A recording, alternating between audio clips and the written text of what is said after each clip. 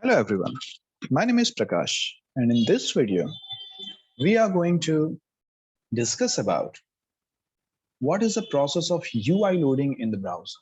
So for example, if you open google.com or any of the website, what is the process in which the website gets loaded or rendered into the browser?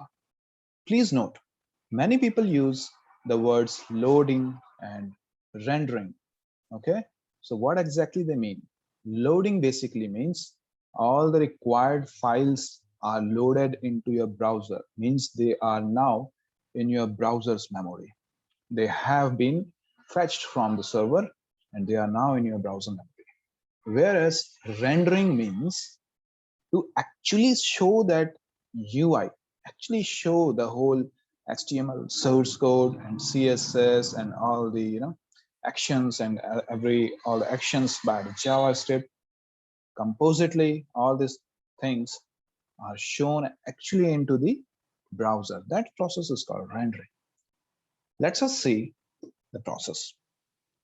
So let's imagine there is an anchor tag. Okay, anchor href is equal to some link is given. Okay, and then there is some text on which if you click, that link is open. So the first or the initial request when the link is clicked is gone to the server through the network call. Okay, as soon as it reaches the server, all the web application business logic takes place, and basically the data is prepared, response is prepared, and then that response is sent back to the client or the browser which actually requested for it. Okay, so once it reaches the client through the network again, it is, or the data is now with the browser. Data can be many things. Data can be HTML file, or it can be CSS, or it can be many multimedia files like video, audio, or any images or anything. It can be JavaScript file. Basically, it can be anything. All the things are called as data. So this data is sent is a response to the client. Okay, so once it has reached the client and the browser, basically the document object model processing happens. Okay, so we are basically going to discuss this part today: document object model processing and how that page is rendered into the website.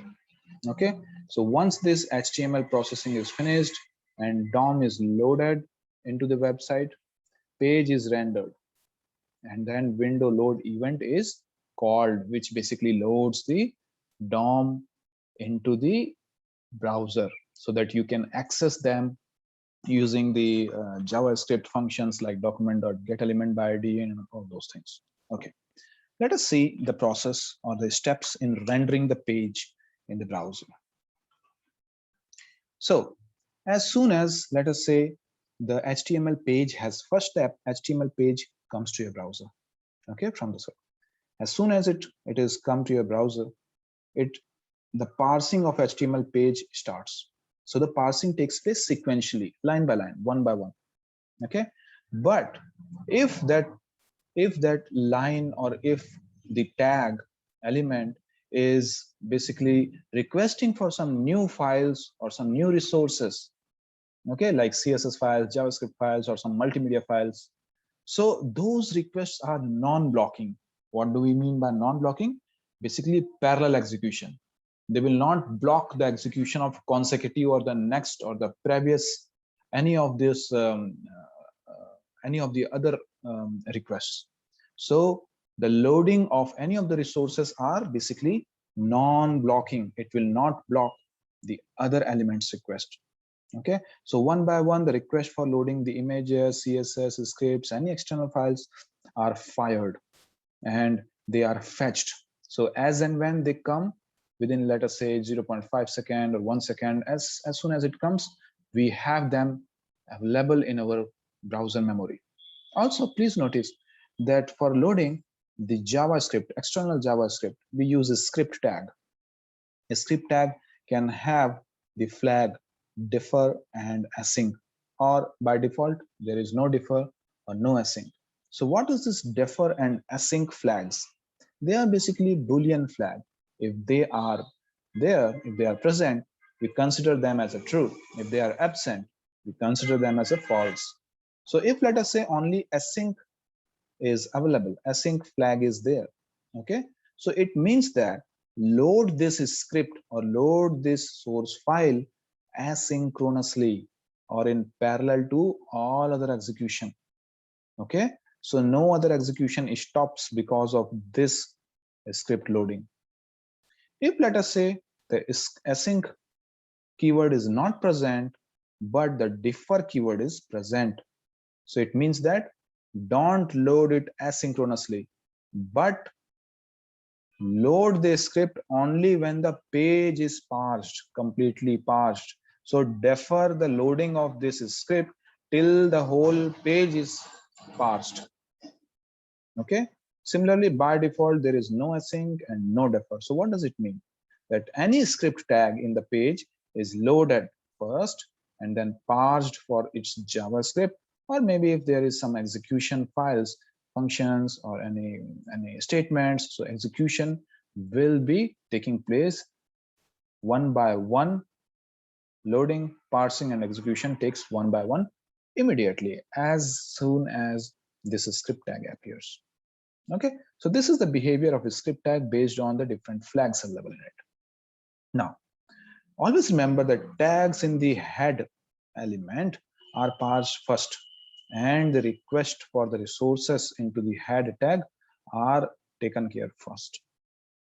Once the completion of the head tag, then only the turn or the parsing of the body tag starts. So head tag comes first, and then the parsing of body tags start.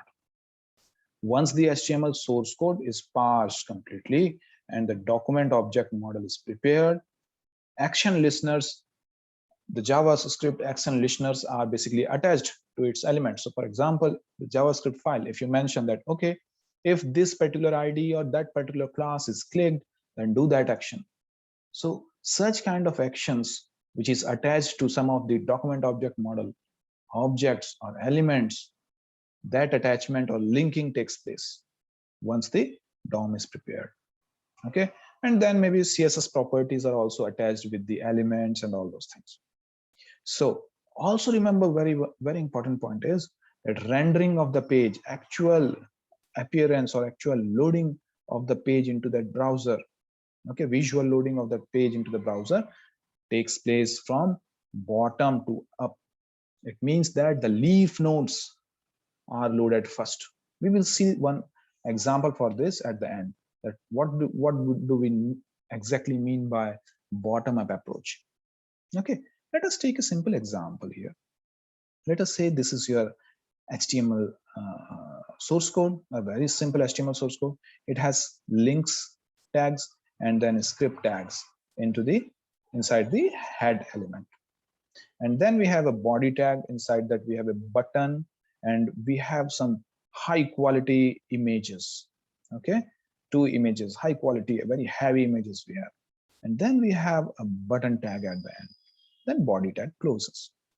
So how this processing or how this parsing of this particular HTML source code will happen? So as we have read, that first the head tag will be parsed. As soon as it will be started to parse, this links tag will be fired asynchronously, basically non-blocking or in the parallel. So the firing of this loading for this particular style sheet will be fired. Then firing of this request will be gone. So in this way, they will be loaded in parallel.